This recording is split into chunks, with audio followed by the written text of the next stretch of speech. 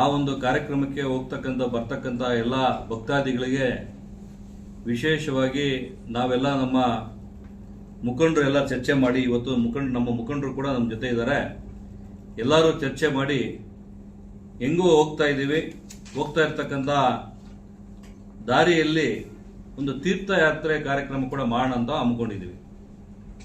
ಯಾಕಂತ ಹೇಳಿದ್ರೆ ಅಷ್ಟೊಂದು ದೂರ ಹೋಗ್ತಾ ಇರೋದ್ರಿಂದ ಒಂದು ದಿವಸ 14ನೇ ತಾರೀಕಿಗೆ ಮಧ್ಯಾಹ್ನ ಎಲ್ಲರೂ ಕೂಡ ಇಡೀ ವಿಧಾನಸಭಾ ಕ್ಷೇತ್ರದಲ್ಲಿ ಪಂಚಾಯಿತಿ ವಾರು ನಮ್ಮ ಮುಖಂಡರು ಎಲ್ಲರ ಹತ್ರ ಮಾತಾಡಿದ್ದಾರೆ. ಭಕ್ತಾದಿಗಳು ಎಲ್ಲರೂ ಕೂಡ ವಿನಂತಿ ಮಾಡಿಕೊಂಡು ನಮಗೆ ಹೋಗ್ತಾ ದಾರಿಯಲ್ಲಿ 14ನೇ ತಾರೀಕು ಮಧ್ಯಾಹ್ನ 2 ಗಂಟೆಗೆ ಎಲ್ಲರೂ ಒಟ್ಟಾರೆ ಎಲ್ಲ ಪಂಚಾಯಿತಿಗಳಿಂದ ಹೊರಟು ವಿಶೇಷವಾಗಿ ಬಸ್ಸುಗಳ ವ್ಯವಸ್ಥೆಯನ್ನು ಮಾಡಿದ್ವಿ.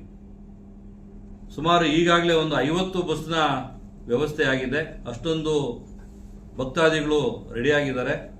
ಇನ್ನು 50 ಬಸ್ ಆದರೆ ಕೂಡ ವ್ಯವಸ್ಥೆ ಮಾಡ್ತಕ್ಕಂಥ ನಾವು ಆಸಕ್ತಿಯಲ್ಲಿ ಇದ್ದೀವಿ. ಯಾಕಂತ ಹೇಳಿದ್ರೆ ಶ್ರೀ ಕ್ಷೇತ್ರಕ್ಕೆ ಹೋಗ್ತಕ್ಕಂಥ ಸಮಯದಲ್ಲಿ 14ನೇ ತಾರೀಕು ಮಧ್ಯಾಹ್ನ ಬಿಟ್ಟರೆ ಹೋಗ್ತಾ ದಾರಿಯಲ್ಲಿ ಪಂಚಮುಖಿ ಆಂಜನೇಯ ಸ್ವಾಮಿ ದೇವಸ್ಥಾನ ಸಿಗುತ್ತೆ. ಬಿದನಗೆರೆಯಲ್ಲಿ ಪಂಚಮುಖಿ ಆಂಜನೇಯ ಸ್ವಾಮಿ ದೇವಸ್ಥಾನ ಇದೆ. ಹೋಗ್ತಾ ನೇರ ಇಲ್ಲಿಂದ ಹೊರಟು ದೇವಸ್ಥಾನಕ್ಕೆ ಮೊದಲನೇ ಪಾಯಿಂಟು.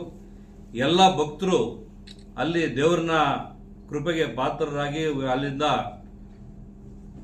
ದರ್ಶನ ಮಾಡಿಕೊಂಡು ನೇರ ಶ್ರೀ ಸತ್ಯ ಶನೇಶ್ವರ ದೇವಸ್ಥಾನ ಬಿದನಗೆರೆ, ಆ ದೇವಸ್ಥಾನಕ್ಕೂ ಕೂಡ ಭಕ್ತರು ಹೋಗಿ ಅಲ್ಲಿ ದರ್ಶನ ಮಾಡಿಕೊಂಡು ರಾತ್ರಿಗೆ ಯಡಿಯೂರು ಶ್ರೀ ಸಿದ್ಧಲಿಂಗೇಶ್ವರ ದೇವಸ್ಥಾನ ಏನು ದೇವಸ್ಥಾನದಲ್ಲಿ ಪ್ರಸಿದ್ಧಿ ದೇವಸ್ಥಾನ ಇರೋದ್ರಿಂದ ರಾತ್ರಿಯಲ್ಲಿ ಎಲ್ಲರೂ ಉಳ್ಕೊಳ್ಳೋಕ್ಕೆ ಊಟದ ವ್ಯವಸ್ಥೆ, ಉಳ್ಕೊಳ್ಳೋ ವ್ಯವಸ್ಥೆಯನ್ನು ಮಾಡಿದ್ದೀವಿ. ಎಲ್ಲ ರಾತ್ರಿ ಉಳ್ಕೊಂಡು ಬೆಳಗ್ಗೆ ಅಲ್ಲಿ ಎದ್ದು ಎಲ್ಲರೂ ರೆಡಿಯಾಗಿ ದೇವಸ್ಥಾನದ ಏನು ಸಿದ್ಧಲಿಂಗೇಶ್ವರ ದೇವಸ್ಥಾನದ ಬೆಳಗ್ಗೆ ದೇವರ ದರ್ಶನ ಮಾಡಿಕೊಂಡು ಅಲ್ಲಿಂದ ಉಪಹಾರ ಮಾಡಿಕೊಂಡು, ಉಪಹಾರದ ವ್ಯವಸ್ಥೆ ಕೂಡ ಇದೆ.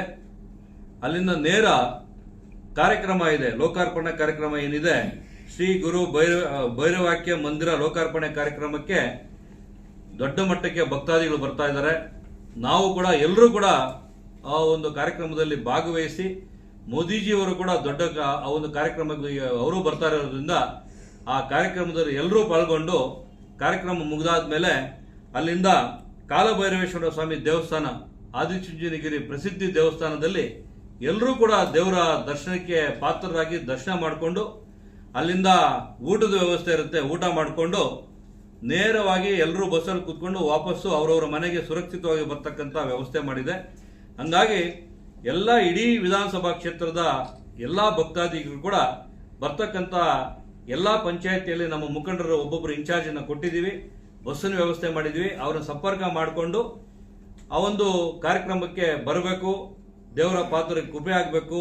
ಇಡೀ ಕ್ಷೇತ್ರದಲ್ಲಿ ನಮ್ಮ ಏನು ಒಬ್ಬ ಸಾಧಾರಣ ಕುಟುಂಬದಲ್ಲಿ ಬಂದಿರತಕ್ಕಂಥ ಸ್ವಾಮೀಜಿ ಏನು ಆದಿಚುಂಚನಗಿರಿಯಲ್ಲಿ ನಮ್ಮ ಮಾಡಿರ್ತಕ್ಕಂಥ ಇಡೀ ದೇಶದ ಉದ್ದಕ್ಕೂ ಕೂಡ ಅವರು ಕೊಟ್ಟಿರ್ತಕ್ಕಂಥ ವಿದ್ಯಾದಾನ, ಕೊಟ್ಟಿರ್ತಕ್ಕಂಥ ಅನ್ನದಾನ, ಇವತ್ತು ಲಕ್ಷಾಂತರ ವಿದ್ಯಾರ್ಥಿಗಳು ವಿದ್ಯಾಭ್ಯಾಸ ಪಡೆದು ದೇಶ ವಿದೇಶದಲ್ಲಿ ಕೂಡ ಅವರ ಒಂದು ಕೃಪೆಗೆ ಪಾತ್ರರಾಗಿದ್ದಾರೆ, ಅವರ ಆಶೀರ್ವಾದಕ್ಕೆ ಪಾತ್ರರಾಗಿದ್ದಾರೆ.